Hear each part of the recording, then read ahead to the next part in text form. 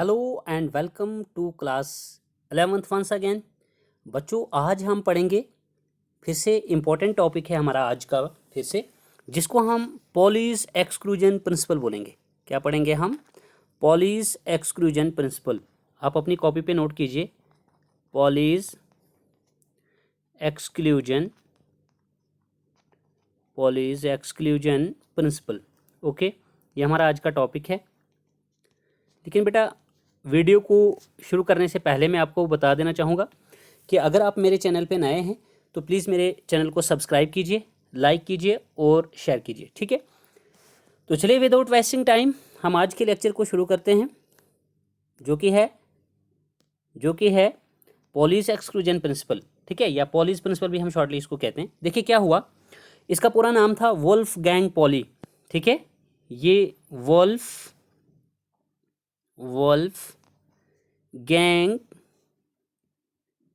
Poly क्या करते हैं, सिंपली हम इनको पॉली भी बोलते हैं।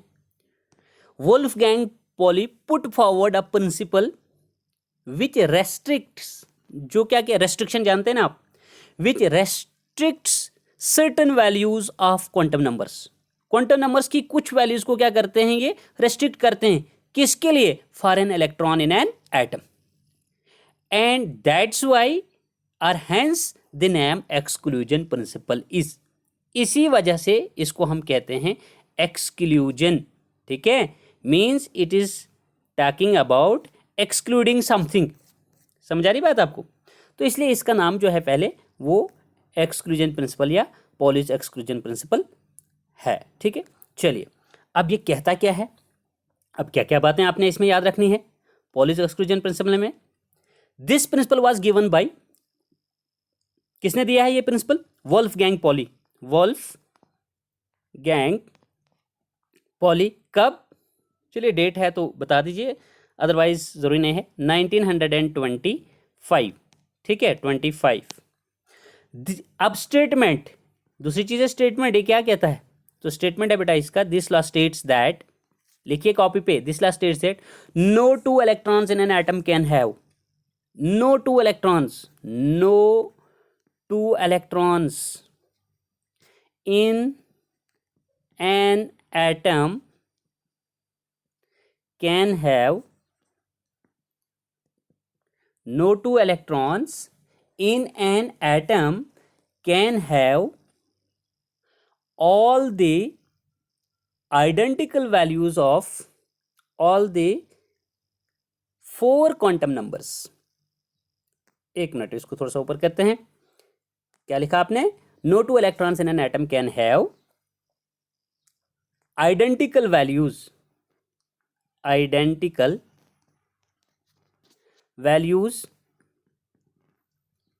Of all the 4 quantum numbers. यह है इसका स्टेटमेंट। पॉली का मानना है, पॉलीज एक्सक्लूजन प्रिंसिपल का मानना है कि कोई भी 2 इलेक्ट्रॉन्स नहीं शो कर सकते हैं सिमिलर और identical values of 4 quantum numbers की किसी भी एटम के अंदर, इन एन एटम, ठीक है?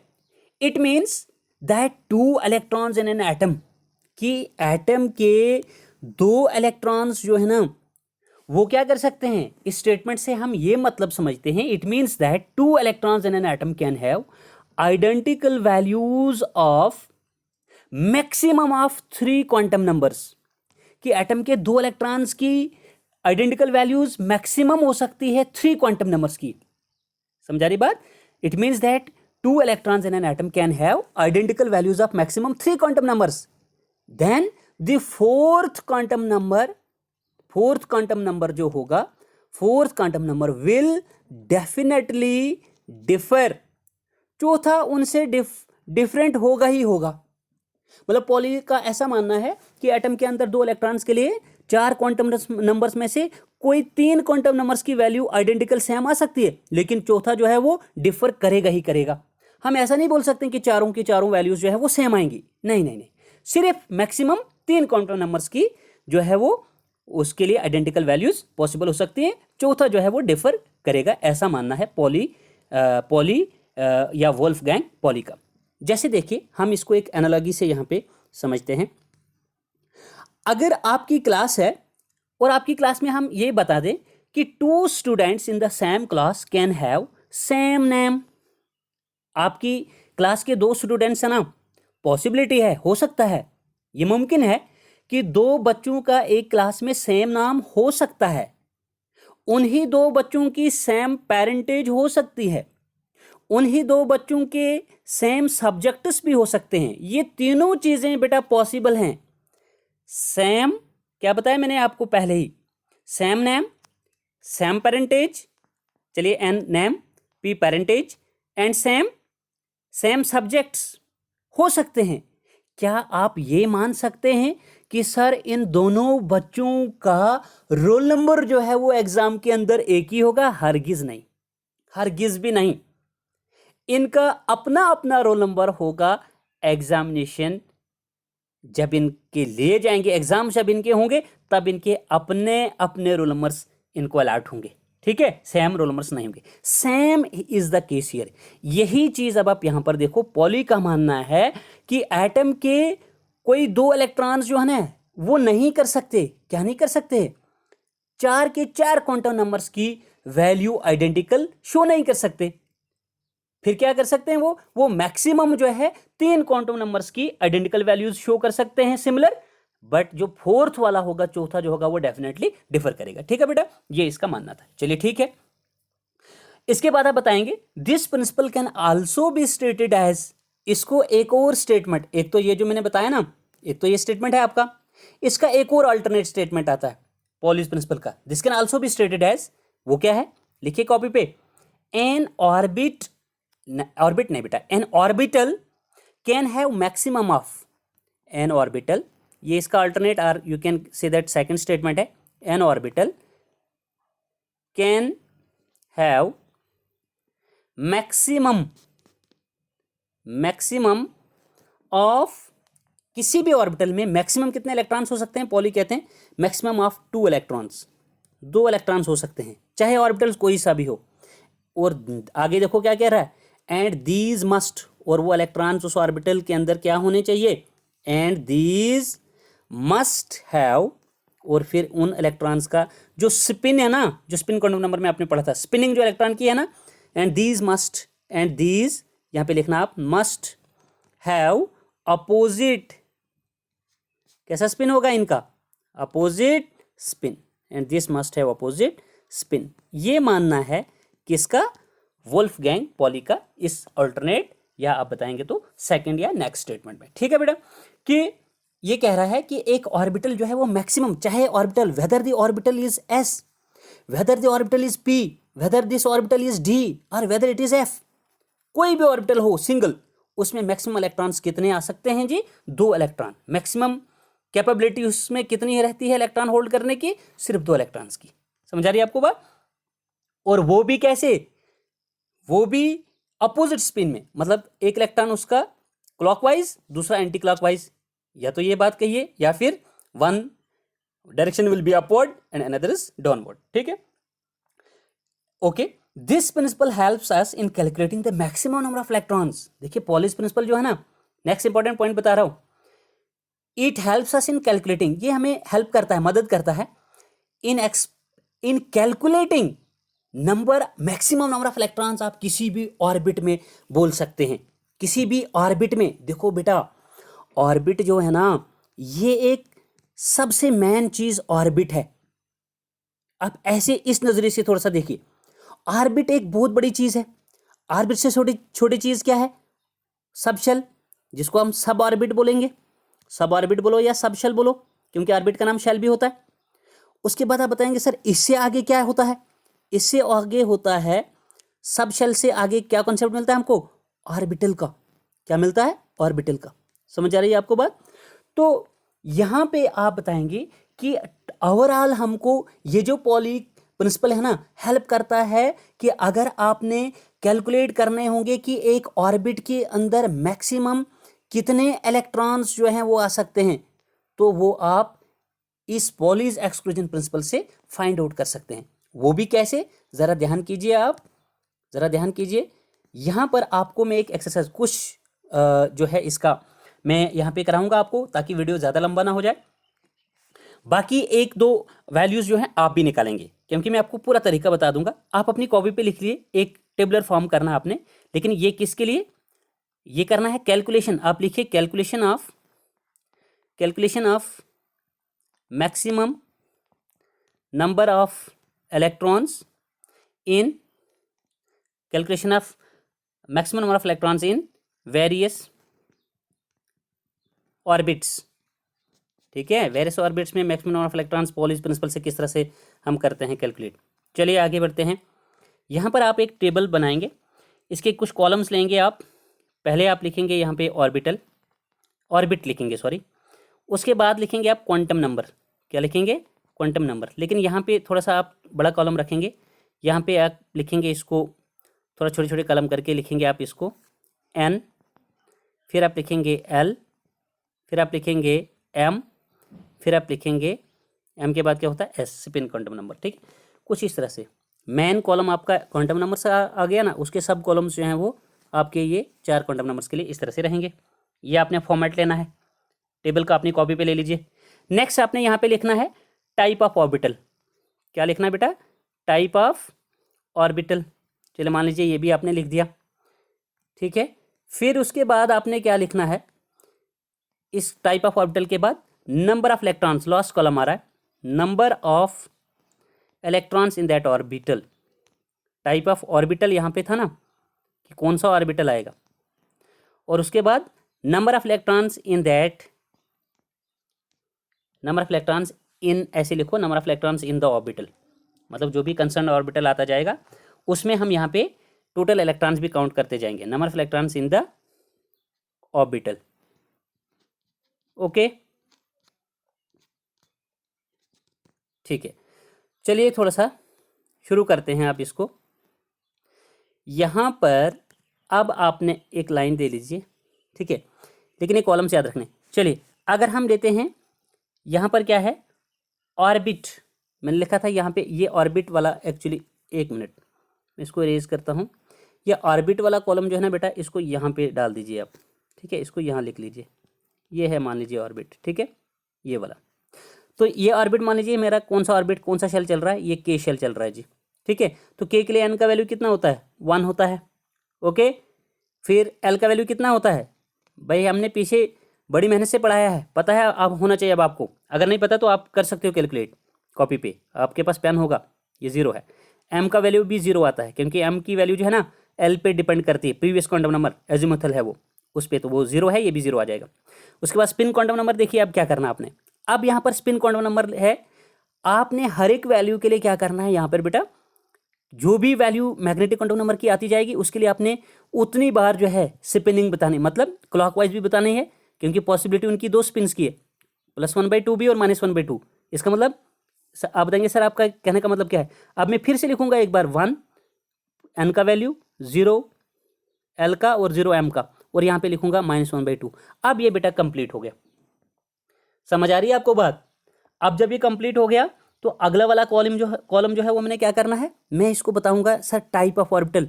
टाइप ऑफ ऑर्बिटल आप ऐसे खींच के टाइप ऑफ ऑर्बिटल वाले कॉलम में लिख लीजिए 1s ऑर्बिटल। इधर क्या लिखेंगे आप, 1s ऑर्बिटल। ठीक, और नंबर ऑफ इलेक्ट्रॉन्स इसमें कितने हैं, गिन लीजिए खुद से, कितने इलेक्ट्रॉन हैं यहाँ पे। जितने यहाँ पर ये आते जाएंगे ना, 1 और ये 2, उतना आप लिखेंगे, तो ये आ गया 2, आप लिखेंगे सर 2 इलेक्ट्रॉन्स। होप कि आपको ये चीज़ पता चल रही हो। तो चलिए आगे नेक्स्ट लेते हैं। ये तो थोड़ा सा आसान था, इसको यहाँ से बंद कर दीजिए ताकि आपको कोई कन्फ्यूजन ना हो। अब आप ले लीजिए बेटा एल शेल के लिए। किसके ले लीजिए, एल शेल के लिए। एल के लिए जब आप लेंगे ना तो यहाँ पे क्या हो जाएगा, बड़ा मज़ा आएगा आपको। ठीक है, इसको थोड़ा सा एक्सटेंड कीजिए। चलिए यहाँ एल के लिए आपका वैल्यू जो है वो 2 होता है, लेकिन ये टेबल बड़ा लंबा हो जाएगा। ठीक है देखिए आप थोड़ा सा इसका ट्रेंड देखिए क्या आएगा। एल जब 2 होता है ना तो एल की वैल्यू बेटा 0 भी आती है तब, क्योंकि कैसे निकालते हैं एल की, 0 to n-1, 2 - 1 होता है 1, तो 0 और 1 है इसकी वैल्यूज़। जब एल 2 है तब एल की वैल्यूज़ 2 आती हैं, लेकिन पहली वैल्यू के लिए हम बता रहे हैं फिलहाल एल 0, तो फिर एम भी 0 होता है। जब एम 0 है तो फिर इसके लिए आप स्पिन क्वांटम नंबर लिख दो ना। समझ आ रही बात आपको, ये एन, ये एल, ये एम। अब स्पिन क्वांटम नंबर आप लिखेंगे +1/2, फिर एक बार लेकिन यहाँ पे -1/2 के लिए डालना पड़ेगा वैल्यू, सेम 200। चलिए L इज इक्वल टू 0 के लिए हमारा ये फिलहाल कंप्लीट हो गया। अब चूंकि n फिर से कांस्टेंट रहेगा, लेकिन L की वैल्यू क्या क्या आई थी, 0 और 1। 0 के लिए तो हमने इसको कंप्लीट किया, अब 1 के लिए 0, जब L 1 है तो m बढ़ जाएगा। अब m कैसे निकलता है, -L2 + L, -1 2 + 1, वो तीन वैल्यूज -1 +1 -1 0 +1, -1 के बाद अब मैं यहाँ पर क्या लिखूंगा, सॉरी यहाँ 2 लिखा ना, 1 लिखा ना, तो मैग्नेटिक क्वांटम नंबर वाले खाते में आप लिखेंगे, इस कॉलम में लिखेंगे आप पहली वैल्यू -1, ठीक है। तो आप लिखेंगे आप इसके लिए +1/2, ठीक है। देखो कितना ट्रेंड को देखिए, फिर से मैं लिखूंगा 2 1, फिर लिखूंगा यह -1 और उसके लिए -1/2 भी कंप्लीट करूंगा। अब ये देखो नेक्स्ट में लिखोगे फिर 2, n कांस्टेंट चल रहा है, l का वैल्यू अब देखो चेंज हो जाएगा। -1 के लिए आपने 2 +1/2 -1/2 बता दिया। अब बताना है आपने, क्या बताना है आपने, अब बताना है -1 के बाद कौन सा आया था, 0। उसके बाद क्या बताएंगे आप, जब ये 0 होता है, कौन, L जब 0 है तो m क्या आएगा बेटा आपके पास, m आएगा आपके पास 0, m भी क्या आ जाएगा आपके पास 0 आ जाएगा। यहाँ पर आपने क्या लिया, ये तो हो गया था, ओके ओके ओके ओके, 2 ले लिया, 1 ले लिया, वो बता दिया मैंने आपको, 2 1 -1, ठीक है। अब है 2, जब मैंने बता दिया 2 1, यहाँ पे 0 नहीं लेंगे अभी आप, यस यस यस, अभी नहीं लेंगे 0, अभी आप 1 ही लेंगे, क्योंकि अभी आप मैग्नेटिक क्वांटम नंबर से फारिग नहीं हुए। 2 ले रहे हैं प्रिंसिपल क्वांटम नंबर, 1 कांस्टेंट फिर से ले रहे हैं आप एजीमुथल क्वांटम नंबर, लेकिन मैग्नेटिक क्वांटम नंबर जब आपने 1 लिया था ऊपर, तब उसकी 3 वैल्यूज आई थी, -1 2 +1, -1 का तो आपने यहाँ पर क्लियर किया, चलो ये हम मानते हैं, लेकिन अब -1 के बाद 0 भी है तो है ना, तो अब आप यहाँ पर 1 2 1 और इधर 0 लिखेंगे और इसके लिए लिखेंगे +1/2, फिर से यही रिपीट करेंगे 2 1 0 -1/2, समझ रहे हो। चलो 0 के लिए हो गया, m इज इक्वल टू 0 के लिए ये हो गया।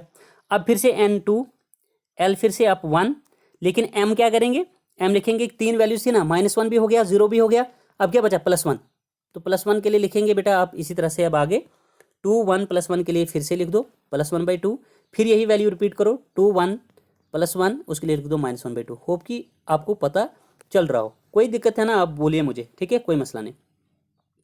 अब है यहाँ पर आपका क्या बोलेंगे, यहाँ पर आपने अब ध्यान करना है, क्या ध्यान करना है, देखिए नेक्स्ट जो आप लेंगे ना, ये थोड़ा सा मैं इसको नीचे करता हूँ, 1 मिनट, ओ शिट, यहाँ नीचे कर लो आप इसको।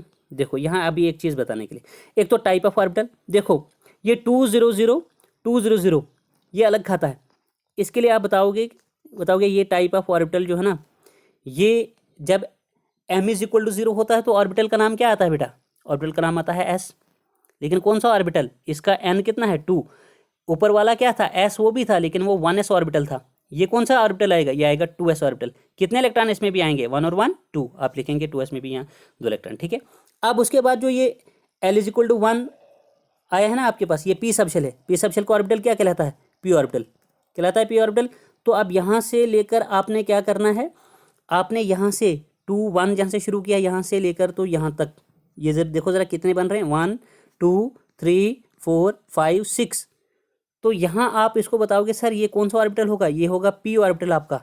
इसकी नेचर क्या होगी, n को देखो प्रिंसिपल क्वांटम नंबर को 2 चल रहा है कांस्टेंट, इसको आप बोलोगे सर ये 2p ऑर्बिटल है, type of orbital. Number of electrons कितने इसके होंगे, कितने होंगे 1 2 3 4 5 6, तो इसके 6 इलेक्ट्रॉन आप यहाँ पर लिखेंगे, कितने इलेक्ट्रॉन्स लिखेंगे आप, टोटल इलेक्ट्रॉन इसके 6 लिखेंगे, ठीक है बेटा। तो देखो इसी तरह से अब आपको मैं यहाँ पे देता हूँ कि आप प्रैक्टिस कीजिए। अब n इज इक्वल टू, यानी l k शेल के लिए और l शेल के लिए मैंने आपको बता दिया, अब आप खुद से प्रैक्टिस करेंगे थोड़ा सा m शेल के लिए, ठीक है, m शेल जिसके लिए n का वैल्यू 3 होता है, n इज इक्वल टू 3, इसके लिए थोड़ा सा ये प्रैक्टिस कीजिए। आप यहाँ पे क्या करना है आपने, ताकि आपको कन्फ्यूजन ना हो, आपने यहाँ पे थोड़ा सा देख लीजिए, ये कॉलम्स जो है ना ये अच्छे से करने हैं यहाँ पे, ताकि आपको दिक्कत ना हो। जैसे देखो फॉर्मेट फिर से मैं बताता हूँ आपको, यहाँ पर आपका ऑर्बिटल बेटा, नेक्स्ट वन ये छोटा सा कॉलम करना है लेकिन आपने, ठीक है। उसके बाद आप बताएंगे क्वांटम नंबर्स, उनके लिए रखना है आपने principal n, azimuthal l, magnetic m और स्पिन क्वांटम नंबर। 1 मिनट, इसको मैं इरेज करता हूँ, इसको यहाँ से हम दोबारा से ड्रॉ करते हैं। 1 मिनट, ठीक है। इसको थोड़ा सा इधर कर लो। अब आप बता सकते हो, ये आ गया n, ये l, ये m, ये हो गया आपका s स्पिन क्वांटम नंबर। और उसके बाद आ गया बेटा, आप यहाँ पे फिर से इसको लिख सकते हो कि ये आपका आ गया क्वांटम नंबर्स, तो ये था ना, ये तो आपका जनरल था, ठीक है। उसमें आपने ये थोड़ी सी ये निकाल दिए, ये इस तरह से, ठीक है। ये क्वांटम नंबर पहला ऑर्बिटल था, दूसरा क्वांटम नंबर, उसमें आपने n, l, m और s लिख दिया, ठीक। और अब क्या लिख रहे हैं नेक्स्ट वाले में, type of orbital, type of orbital. और लास्ट वाले में क्या लिखना है आपने, और थोड़ा इसको इधर करो, लास्ट वाले में आपने लिखना है बेटा नंबर ऑफ इलेक्ट्रॉन्स। क्या लिखना है आपने लास्ट वाले में, number of electrons, number of electrons in the orbital. ये इस तरह से फॉर्मेट बनाना है। थोड़ी सी लाइंस जो है ना आपने इसकी, वो ये कॉलम्स जो है ना थोड़े से आपने बड़े बड़े लेने हैं, यानी इनके बीच गैप थोड़ा अच्छा रखना है, ताकि आप सारी वैल्यू को यहाँ पे, जैसे आपने लेकिन के लिए कर दिया ना, जैसे मैंने थोड़ा सा बताया आपको, जैसे सपोज कीजिए कि आपने के शेल के लिए पहले इसका एक लाइन दे दीजिए, जैसे आपने टाइप ऑफ ऑर्बिटल लिख दिया के लिए, जैसे आपने ख़त्म कर दिया उसके लिए एक लाइन दे दो ताकि आपको दिक्कत ना हो। फिर इनको आगे बढ़ाइए, ठीक है। फिर आप एल शेल के लिए देंगे, जो भी आप मैंने सिखाया आपको उसके लिए लाइन दे दीजिए, उसका खाता बंद कीजिए। उसके बाद आप बताएंगे सर इसी तरह से जो मैंने आपके लिए छोड़ा है, अब एम के लिए आपको कोई कन्फ्यूजन होगा ना, आप मुझे कमेंट करके पूछ सकते हैं, ठीक है। तो इसी तरह से जो मैंने तरीका बताया ना, हर एक वैल्यू के लिए मतलब आपने +1/2 और -1/2 लिखना होता है। एम की जो भी वैल्यू आती रहेगी, वो फिर जितनी आएंगी ना उसी हिसाब से आपने आगे बढ़ना है। तो फिर उसी हिसाब से आप यहाँ टाइप ऑफ ऑर्बिटल भी बताएंगे, और फिर उसी हिसाब से आप यहाँ पर क्या बताएंगे, नंबर ऑफ इलेक्ट्रॉन्स भी उस ऑर्बिटल में बताएंगे कितने आएंगे। तो होप कि आपको ये समझ में आ गया होगा। इन केस अगर आपको कोई भी डाउट रहता है, आप मुझे कमेंट करके, कॉल करके, या फिर व्हाट्सएप नंबर पे भी जो डिस्क्रिप्शन में मैं दे रखता हूँ उस पर भी आप मुझे कमेंट करके पूछ सकते हैं, ठीक है। कोई डरने वाली बात नहीं। तो बेटा आज के लेक्चर में हम इतना ही पढ़ेंगे, जिसमें हमने पॉलीज एक्सक्लूजन प्रिंसिपल जो है वो पढ़ा। तो होप कि आपको ये पूरा लेक्चर जो है वो समझ में आ गया हो। तो और अगर आपको ये अच्छा लगा है, आप इसको सब्सक्राइब कीजिए, और अगर मेरे चैनल पे आप नए हैं, ज़्यादा से ज़्यादा शेयर और लाइक कीजिए, ठीक है। इससे क्या होता है कि मोटिवेशन मिलता है, ऐसा पता चलता है कि नहीं, मन करता है कि बंदा और जो है ज़्यादा मेहनत से टॉपिक्स प्रिपेयर करके, चूँकि हम ऐसे दलदल में फंसे हुए हैं, लॉकडाउन का जो ये पीरियड चल रहा है इसमें हम सारे लोग जो हैं इन्वॉल्व हैं, तो हम चाहते हैं कहीं ना कहीं कि आप बच्चों को जो है फ़ायदा है मिले, ठीक है। तो ओके बेटा, good bye, take care, stay fit and stay safe.